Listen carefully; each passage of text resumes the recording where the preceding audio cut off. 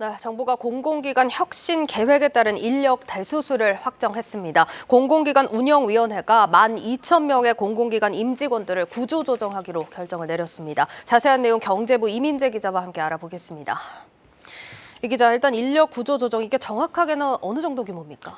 12,442명. 예. 이게 이제 정부가 발표한 공공기관 조정 규모인데요. 예. 이 규모는 한 전체 정원의 한 44만 명 정도 되는데 여기서 한 2.8% 정도 할애가 됩니다.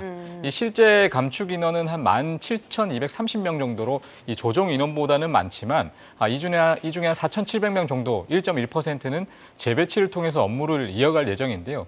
감축 이유는 다양합니다. 이 기능 조정, 인력 효율화, 정원과 현원 차이 등이 대표적입니다. 당연하겠지만 기관별로 좀 차이가 있을 걸로 보이는데 가장 많이 조정을 받는 쪽은 어디라고 봐야 될까요? 일단 조정을 하는 데가 보면 공공기관, 그리고 준정부기관, 또 기타 공공기관 등이 있는데요. 여기서 이제 한국도로공사서비스가 가장 이제 1,041명으로 가장 많고요. 네. 다음으로는 한국철도공사가 722명입니다. 여기서 한전 MCS, 한국전력공사, 그리고 한국마사회 등도 이제 다음 순을 차지하고 있고요. 비중으로 보면은 이게 이제 코레얼 로지스가 35.3%로 가장 높았고, 예. 이 대한석탄공사도 한 21% 수준으로 눈에 띕니다. 지금 이렇게 규모도 그렇지만 공공기관에서 인원 감축을 하는 게 상당히 오랜만 아닙니까? 맞습니다. 14년 만입니다. 어. 이게 이제 지난 2008년에 기관 통폐합을 하면서 예. 한번 좀 줄어든 게 있었는데 예. 그 이해 처음인데요. 이 윤석열 정부는 계속해서 좀 되돌림을 강조를 하고 있습니다. 그렇죠. 이게 보면 공공기관 정원 같은 경우에는 지난 2016년에 이 30만 명대로 올라선 이후에 3년 만에 40만 명을 넘어섰습니다.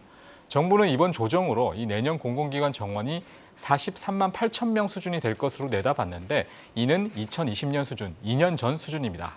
그렇군요. 근데 사실 이게 갑작스러운 건 아닌 것 같습니다. 지난 7월부터 사실 새 정부 공공기관 혁신 가이드라인을 발표하면서 차근차근 효율화 작업을 진행을 해왔었는데 어떻습니까? 이렇게 공공기관 혁신이 좀 필요한지, 그리고 이번 인력 감축에 대한 효과는 좀 어떻게 예상을 하는지 어떻습니까? 일단 윤석열 정부 재정 기조가 사실 긴축 재정이기 때문에 네. 이런 기조하에서 윤 정부 같은 경우에는 전 정부의 어떤 공공기관 인력 조직이 좀 많다, 예. 비대하다, 이렇게 해서 재정에 부담이 된다라고 계속 지적해 왔거든요. 예. 실제로 국회 예산처에 따르면 이 공공기관 정규직 4명 중에 1명이 이 전 정부에서 늘어난 것으로 나타났습니다. 이 지난해 공공기관 예산 같은 경우에는 지금 보시다시피 760조 원 수준인데요. 지난해 추경을 거친 한국 전체 정부 예산이 679조 원. 그러니까 지난해 어떤 국내 총생산 2,057조와 비교하면 적지 않은 예산임을 알 수가 있습니다. 그러네요. 이렇다 보니까 삭감과 축소 기조를 내세운 윤석열 정부에서도 수술대에 오르게 된 거고요. 이번 어떤 그 인력 구조, 어떤 기대 효과에 대해서 최상대 차관의 그 인터뷰 들어보시죠. 우선 기능 조정에 따라 기관의 비핵심 업무 등 정비로 조직의 역량을 기관 본연의 핵심 업무에 집중하고 생산성을 제고함으로써 대국민 서비스의 질 개선을 위한 토대를 마련할 것입니다. 아울러 이번 정원 조정을 통해서 연간 최대 7,600억 원 수준의 공공기관 인건비 절감 효과가 있을 것으로 추정합니다.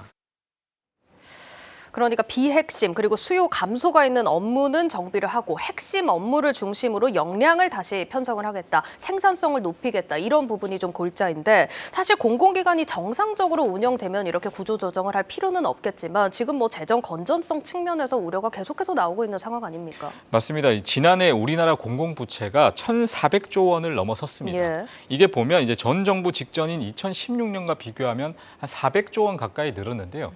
지금 보시다시피 이는 GDP 대비하면 한 69% 수준입니다. 네. 이 세계은행에서 이 개발도상국에서 위험 수위로 보는 게 64%인데 이를 상회합니다. 전년에도 66%를 기록해서 2년째 위험 수위를 웃돌고 있는데요.